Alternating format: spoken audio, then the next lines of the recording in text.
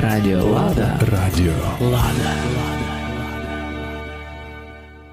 Доброго дня, шановні представники преси. Сьогодні в Свято-Успенській Києво-Печерській лаврі відбулося засідання Священного Синоду Української Православної Церкви, і ця подія стала ключовою для того, щоб зібралися архієреї для проведення архієрейського собору Української Православної Церкви.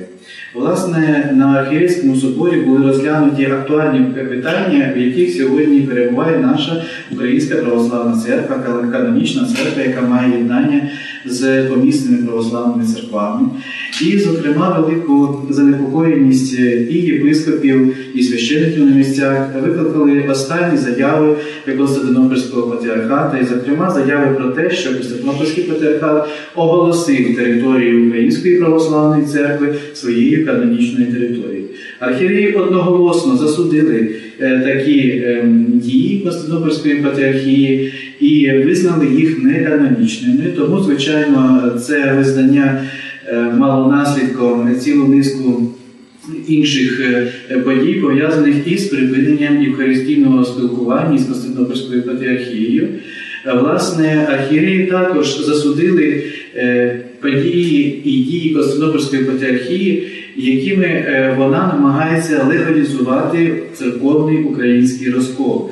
Адже майже 27 років не лише ієрархії Української Православної Церкви, але і ієрархії всіх помісних православних церков категорично засуджували розкольницькі дії бувшого митрополита Філарета, якого було піддано анафемі за злочини проти церкви. І тому визнання цього бувшого митрополита сьогодні чинним єпископом є таким дуже важливим, суттєвим порушенням канонічного права, яке має наслідком, звичайно, те, що Константинопольська патріархія сама стала на шлях розколу, об'єднавшись із розкольниками. Це ми говоримо вголос, це сьогодні є точка зору не лише єпископів, але і тисяч священників, мільйонів вірян Української Православної Церкви, які живуть на всіх теренах України, у всіх регіонах нашої держави. Власне, архієреї висловили велике занепокоєння тими подіями, в зв'язку з якими форсуються процеси надання так званого томосу або зміни канонічного статусу Української Православної Церкви.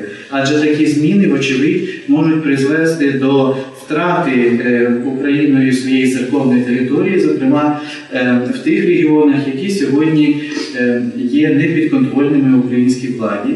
І це може спонукати до нових вогнищ сепаратизму.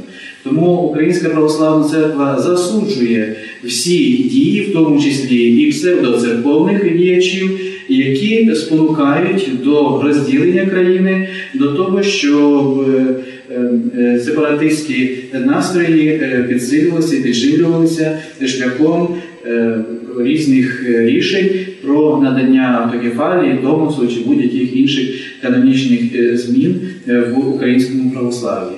Сьогодні очікувалася зустріч архієреїв нашої церкви із президентом України Петром Олексійовичем Порошенком.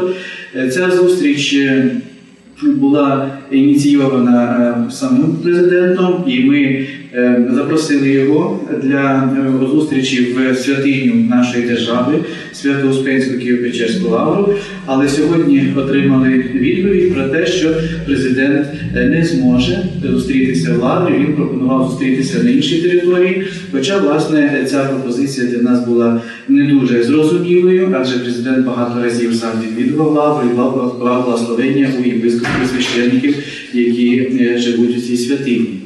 Більше того, ми зацікавлені в такому діалозі і в тому, щоб обговорити багато питань, пов'язаних із державно-церковними відносинами, адже останні заяви керівництва нашої держави збентежили і, можна сказати, шокували мільйони віруючих України.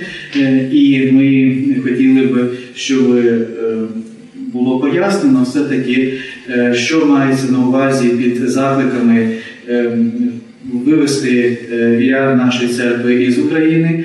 І ми підкреслюємо і вкотре наголошуємо на тому, що наша православна церква є патріотичною церквою, церквою українського народу, яка піклується про збереження єдності нашої держави. Дякую всім.